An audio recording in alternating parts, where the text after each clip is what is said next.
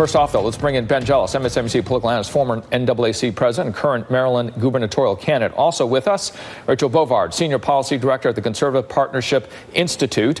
We'll start with you on this, Ben, and this is the president tweeting that he has reached out to Chuck Schumer. They have had a conversation just in the last 24 hours about health care. Chuck Schumer, again, the minority leader there in the Senate, saying, well, hang on a second, we are not for repeal and replace, and especially with the developments overnight of the reduction of support for birth control for businesses. That's antithetical to what we stand for as Democrats. So Ben, we're sort of seeing two developments in the last 24 hours that sit on opposite ends of the political spectrum. What do you make of it?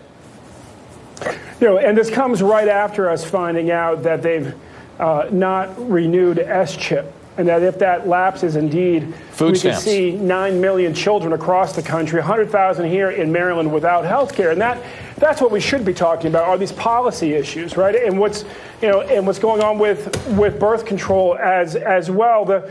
The president is a weapon of mass distraction. This is a man who just, quite frankly, is not prepared to lead and treats governing like it's some type of game show where he needs to distract you from the fact that he just messed up, one more time. We need to be talking about the fact that people need health care here now. In our state, that's why I'm saying we've just got to be prepared to move forward and provide health care to all of us, no matter what happens in Washington. He, at the end of the day, creates just more and more worry and insecurity that he's not prepared to lead, and he's not prepared, frankly, to fulfill his promise to make sure that we all have health care. Yeah, with those headlines, Rachel, building on what Ben said there, you do have S-chip, the Children's Health Insurance Program. You've got the development on birth control. And again, you have this tweet from the president saying, we did have this conversation. Might there be some light? Can they thread this needle on health care? Well, look, one thing we know about President Trump is that he likes to get things done. I mean, he spent his entire campaign saying, I'm going to come in, I'm going to repeal Obamacare, and I'm going to fix the healthcare system. Unfortunately, the Republican leadership, particularly in the Senate, has failed him again and again and again. So I'm not surprised he's turning to Democrats and saying, look, I still want to get this done. They failed the people of this country.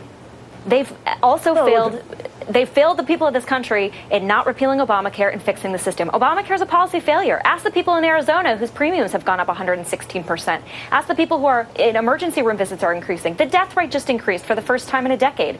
I mean, this system needs to be fixed. Republicans aren't up to the task. And so Trump has shown he's going to go to the people who he thinks who Ben, are. I know you're going to respond to that. Stand by, both of you. I'm going to go to the White House right now, and let's go to NBC's Peter Alexander, who has been in the middle of the information coming into us that has led to the debate that the two of you are in the middle of right now at the top of the hour. And Peter Alexander, what do we know about what might be the intention of this president in this outreach that he is reporting on?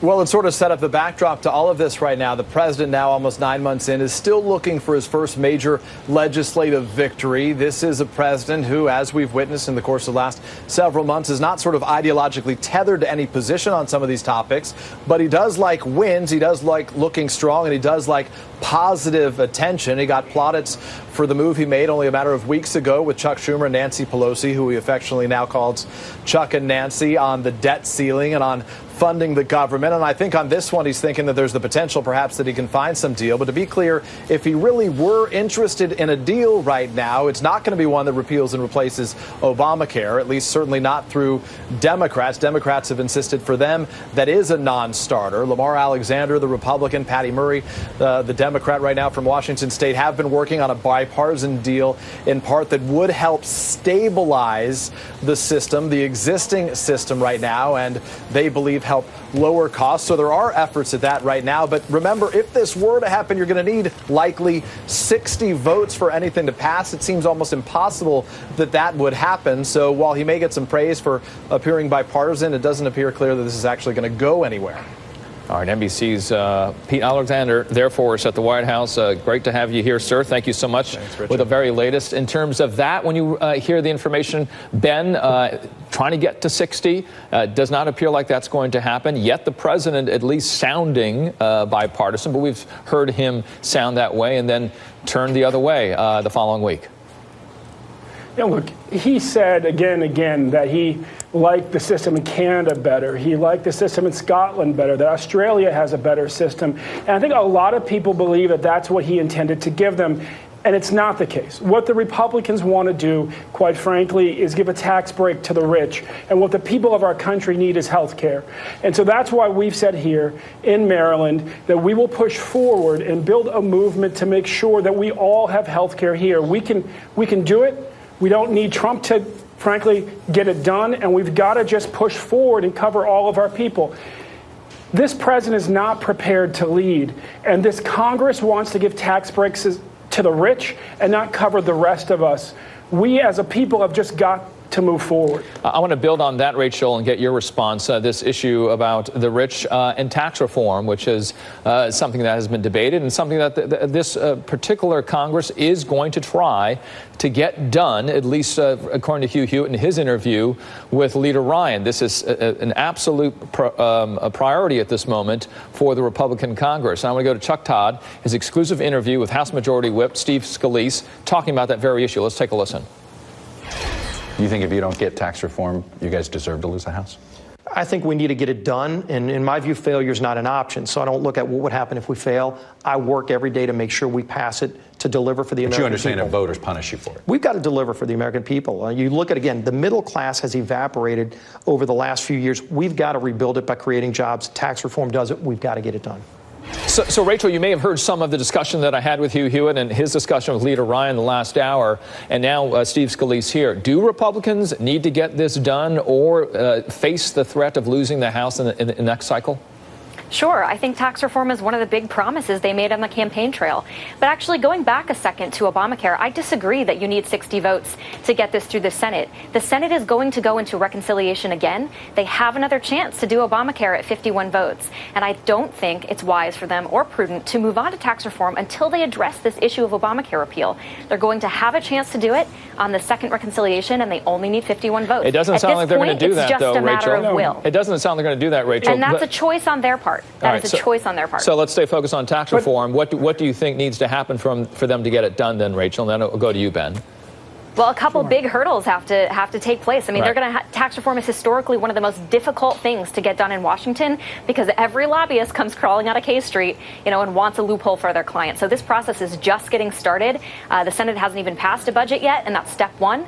So it remains to be seen. But we need a pro-growth tax code, that really puts people back to work. And I think that's what they're going to try to do. Whether they can do it or not, I think there's a couple hurdles lying in the process. And of course, healthcare, part of that calculation, which you were alluding to there, Rachel. Ben, I want to get your thought on this because, the Democrats also facing some leadership challenges. I want you to listen here to Congresswoman Linda Sanchez, the fifth-ranking Democrat in the House. This is what she said on Thursday.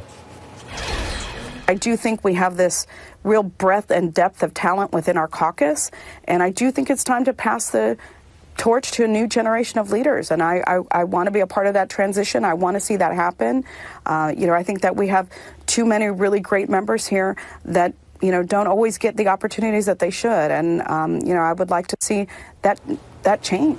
And Ben, I think you would probably agree with this based on you being a candidate there in Maryland to be the next governor. But your thought on what she's reflecting on the Representative Sanchez there?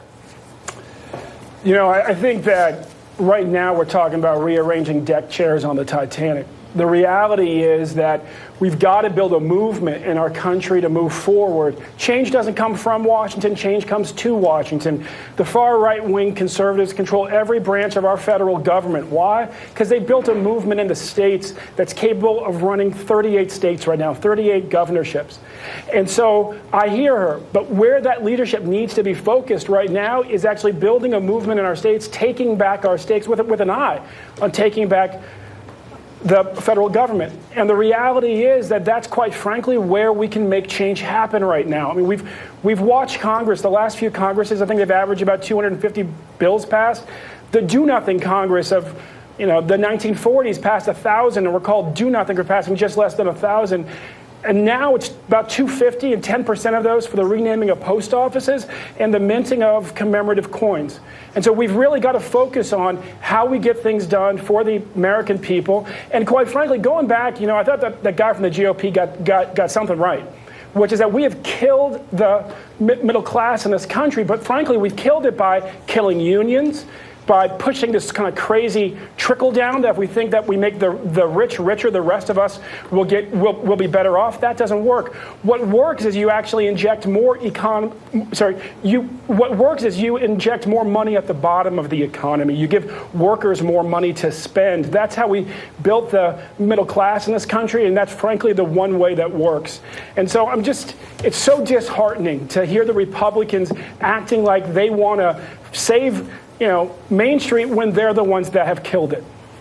While the Democrats have their challenges in leadership, and Ben sort of did a head nod to that criticism of the Democrats to you on this, Rachel, certainly there's opportunity for Republicans. And as we look at the back and forth, the palace intrigue of Rex Tillerson on down into Congress, where are you looking at in terms of leadership on these key issues that we've been discussing this afternoon, and that being health care? We were earlier talking about issues related to bump stocks as well. Where do you see the leadership coming from?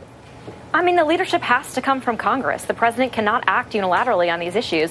And the Republican leadership, especially in the Senate, Leader Ryan, then?